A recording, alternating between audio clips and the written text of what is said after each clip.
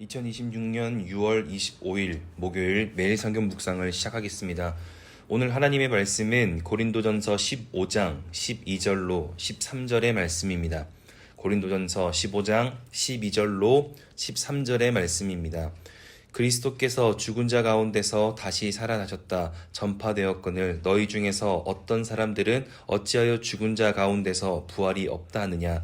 만일 죽은 자의 부활이 없으면 그리스도도 다시 살아나지 못하셨으리라. 아멘. 신앙생활을 하며 우리가 말씀 속에서 많은 것을 배우고 깨닫고 이해하게 됩니다. 그런데 그 중에 쉽게 받아들이고 믿기가 어려운 것 중 하나가 무엇인가 하면 부활입니다. 부활에 대해서는 사람들이 사실이 아니다 라고 말을 하거나 알긴 알겠는데 믿어지진 않는다 라고 하는, 지식으로는 알겠지만 마음으로는 이해가 되지 않는다 말하는 사람들로 크게 나뉩니다. 오늘은 부활에 관한 변증의 본문이 아니기에 부활에 대해서 깊이 살피기는 어렵지만 본문을 이해하기 위해선 부활에 관한 기준을 먼저 기억하고 말씀을 묵상해야 합니다. 부활이란 무엇이냐?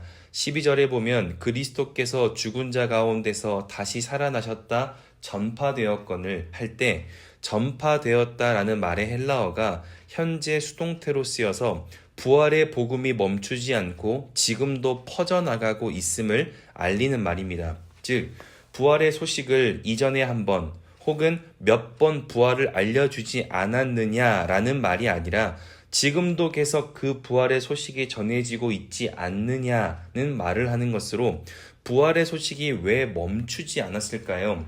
실제로 죽었다 살아난 예수 그리스도를 본 제자들이 있었고 직접 부활을 목격한 그 제자들이 아직 살아있기 때문입니다. 즉, 이 당시 부활의 소식은 말 그대로 증인들이 있었기에 멈출 수가 없었습니다. 하지만 여전히 믿지 않고 거부하고 있으니 사도 바울 역시 부활에 대한 이야기를 오늘 다시 하게 된 것입니다. 그러니 부활을 대하는 사람들의 가장 기초에는 무엇이 있어야 하는가 하면 부활은 없던 사실을 만들어내거나 앞으로 이루어질 것을 말하는 것이 아니라 실제로 존재했던 사실을 실제로 목격한 사람들에 의해서 전달되고 이어져 오는 역사적인 사실이라는 것입니다. 그래서 부활의 개념은 사실 매우 단순한 것입니다. 우리가 우리나라의 역사적 인물들을 거부하지 않고 손쉽게 받아들이고 믿고 이야기하듯이 부활 역시 눈으로 보았기에 믿을 수 있는 것이 아니라 나의 받아들임으로 믿는 것입니다. 그러나 우리는 부활과 구원을 연결하며 생각하니 매우 고차원적인 것으로만 이해하게 되고 결국 사람의 견해가 계속 반영되며 부활은 어려운 것이 되었습니다. 하지만 분명한 것은 부활은 분명히 그 사실을 본 사람들에 의해서 전해진 것이고 그렇게 우리가 그저 받아들임을 통하여 살아계신 하나님의 말씀에 참여하게 되며 그 말씀에 참여됨을 통하여 그 부활의 소식이 보지 않았어도 나에게는 사실이라고 믿어질 수밖에 없는 감격과 감사와 기쁨을 누리게 되는 것입니다. 그런 의미에서 오늘날보다는 과거의 사람들이 더 부활에 관한 믿음을 갖기가 쉬웠습니다. 그러나 부활에 대한 갈등과 견해는 과거에도 똑같이 일어나고 있었습니다. 왜냐하면 사람은 생각을 만들어내는 존재이기 때문입니다. 무슨 말인가 하면 고린도 교회 안에는 부활에 대한 이러한 견해를 가진 사람이 있었습니다. 당시 헬라 철학에 이원론이라고 해서 육체와 영혼을 분리하여 생각하는 기준이 있었는데 그것을 복음에 적용하는 사람들이 나타나기 시작하며 사람의 몸은 저주받은 더러운 것이기 때문에 몸도 함께 부활한다는 것은 구원받은 영혼이 다시 저주의 감옥에 갇히는 것과 같다라고 말하며 몸의 부활 자체를 혐오했고 더 심각한 것은 영혼이 이미 구원을 받았기 때문에 어차피 썩고 사라질 더러운 이 육체는 마음대로 사용해도 된다는 생각으로 쾌락에 빠지는 사람이 등장하고 반대로 이렇게 부활에 대하여 많은 견해가 있는 것을 보니 부활 자체가 거짓말인가 보다라고 생각하여 죽음 이후에 아무것도 없음을 생각하며 어차피 한 번뿐인 인생 즐겁게 살다가 가자는 식의 쾌락주의자 에피쿠로스 철학자들이 등장하게 됩니다. 이처럼 부활 자체를 믿지 않는 것이 아니라 부활은 믿지만 몸이 부활할 수 없다는 것. 그리고 내 영혼은 이미 부활을 얻었지만 몸은 어차피 버려진다는 것. 즉, 일부만 믿게 되는데 그 이유가 무엇입니까? 사실과 다른 생각을 사람이 만들어냈기 때문입니다. 그러니 말씀을 통하여 첫 번째로 기억해야 될 것은 사실과 다른 생각을 지나치게 의지하고 있진 않은지 돌아봐야 한다는 것입니다. 사도신경의 고백처럼 우리는 그리스도의 은혜로 몸의 부활과 영생을 얻었음을 믿는 사람들입니다. 그런데 사람이 만들어낸 생각, 몸과 영혼은 분리된다는 생각 때문에 온전한 부활의 사실이 거짓인 것처럼 되어집니다. 그렇게 사실이 힘을 잃고 거짓이 힘을 얻게 되는 것입니다. 그러니 오늘 하루 사실과 다른 것에 지나치게 흔들리고 있다면 복음 안에서 다시 생각하는 믿음의 시간을 만들어낼 수 있기를 바랍니다. 그리고 믿음 안에서 새로운 말씀의 길을 만날 수 있기를 주의 이름으로 축복합니다.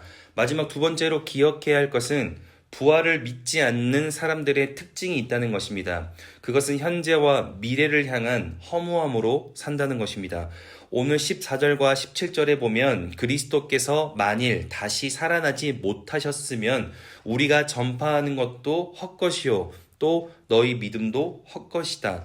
여기에 헛되다라는 이 말이 성취하거나 소유하지 못하여 공허하다라는 말로서 지금 무언가를 갖지 못하기에 마음의 허전함을 느낀다는 말입니다. 그런데 17절에 똑같은 표현, 그리스도께서 다시 살아나신 일이 없으면 너희 믿음도 헛되고, 여기에 헛되다라는 헬라어는 미래가 보장되지 못하여 공허하다라는 다른 말입니다. 즉 부활을 믿지 않는 사람들의 특징은 헛되고 헛된 것인데 이건 무슨 의미입니까? 현재와 미래를 향한 어떠한 소망도 가질 수 없으니 허무하게 산다는 것입니다. 우리가 믿음으로 구원을 얻어 부활한다는 것은 어떤 상황에 처해 있을지라도 소망을 갖게 합니다. 왜냐하면 다시 하나님의 은혜로 내가 살아날 수 있다는 것도 큰 위로와 힘이 되지만 지금에 겪는 이러한 절망에서도 나를 살리신 하나님을 기억하기 때문입니다. 그래서 부활신앙은 반드시 오늘과 미래를 향한 소망을 갖게 합니다. 그래서 부활신앙은 오늘의 힘이 되고 내일을 향한 기대함의 능력이 있습니다. 그러니 오늘 말씀을 기억할 수 있다면 이것을 확인할 수 있길 바랍니다. 나는 사실과 다른 것을 지나치게 의지하고 있진 않은가? 그리고 나는 부활의 사실이 오늘과 내일을 살게 하는 힘이 되고 있는가? 우리가 생각하는 것들이 사실인지 아닌지 고민될 때가 있습니다. 그러나 내가 고민되고 힘든 일이라면 복음 안에서 나의 생각을 다시 돌아볼 필요가 있는 것은 부활의 주님은 언제나 우리의 오늘을 포기하지 않으시고 살려내시는 분이시며 부활의 주님은 언제나 또 다른 오늘이라는 내일의 시간도 주관하시는 분이시기 때문입니다. 그런데 사람은 사실과 다른 생각을 만들어내며 그것이 진짜인 것처럼 믿고 살아갑니다. 그러나 내가 그렇게 생각한다고 해서 모두 사실이 되진 않습니다. 내가 아무리 확신한다고 해도 다른 사람에게는 없는 나만의 생각일 수 있습니다. 사실은 하나님의 시간에 증명되는 것이지 사람의 노력과 힘을 통하여 증명되는 것이 아니기 때문입니다. 그러니 오늘 하루 하나님 안에서 나의 생각을 다시 돌아볼 수 있길 바랍니다. 부활의 사실을 기억하며 오늘과 내일의 삶을 기도할 수 있길 바랍니다. 아무리 내가 어떤 사람과 어떤 상황을 냉철하고 예리하게 생각하며 그렇게 판단하고 평가하여도 그것은 나만 가지고 있는 생각이고 나만 간직하고 있는 감정이지 다른 사람에게는 없는 영원하지 못한 생각, 영원하지 않은 감정일 수 있습니다. 그래서 우리는 기뻐할 때에도 하나님을 기억하며 나의 높아진 마음을 정돈할 수 있고, 그래서 우리는 분노할 때에도 하나님의 일하심을 기억하며 나의 흩어진 마음을 붙잡을 수 있고, 그래서 우리는 억울할 때에도 하나님을 또 한 번 소망하며 나의 낮아진 마음을 바로 세울 수 있습니다. 부활은 오늘을 살려내고 내일도 살 것을 소망하게 하는 지금의 힘이 있기 때문입니다. 그러니 말씀을 기억할 수 있다면 부활의 소식을 사실로 고백할 수 있길 바랍니다. 부활의 소식은 다른 사람을 위한 소식이 아닌 나를 위한 사실임을 고백할 때 반드시 오늘을 살아갈 힘과 위로와 기쁨으로 내 삶의 오늘의 시간을 구원할 것이라 믿습니다. 그렇게 오늘 하루가 하나님의 사실과 다른 삶의 시간으로 살아가는 것이 아니라 하나님의 사실에 합당한 구원의 삶, 부활의 능력이 가득한 복된 목요일 될 수 있기를 주님의 이름으로 축복합니다. 기도하겠습니다. 사랑이신 아버지 하나님, 오늘도 말씀으로 우리의 삶을 돌아보게 하시니 감사합니다. 부활의 소식이 우리의 삶에 큰 소망이요 큰 힘이 되고 있는지를 돌아봅니다. 하나님의 말씀을 늘 묵상함이 우리에게 힘이 되고 흔들림의 기준이 되어지기를 원하오니 성령께서 오늘 하루 우리의 삶을 축복하셔서 하나님의 말씀과 상관없는 생각에 빠져 있다면 그것에서 우리를 자유하게 하시고 믿음 안에서 보여지고 느껴지는 하나님의 것으로 우리의 오늘을 당당하게 살아갈 수 있도록 분명함의 은혜로 함께하여 주셨어서 그렇게 인도하실 주님께 감사와 찬양을 드리며 이제는 우리 주 예수 그리스도의 은혜와 하나님의 사랑하심과 성령의 내주교통 역사하심이 나를 위해 죽으시고 살아나신 부활의 예수님을 기억하며 또 한번 믿음으로 도전하고 말씀으로 내 삶을 돌아보기로 결단하고 돌아가는 함께 예배하는 모든 하나님의 사람들 머리 위에 그리고 멀리 해외 군내 지방에 출타한 가족들 우리 교회 환우들과 우리 교회와 복중의 생명까지 이제로부터 영원토록 함께하옵시기를 간절히 축원하옵나이다. 아멘.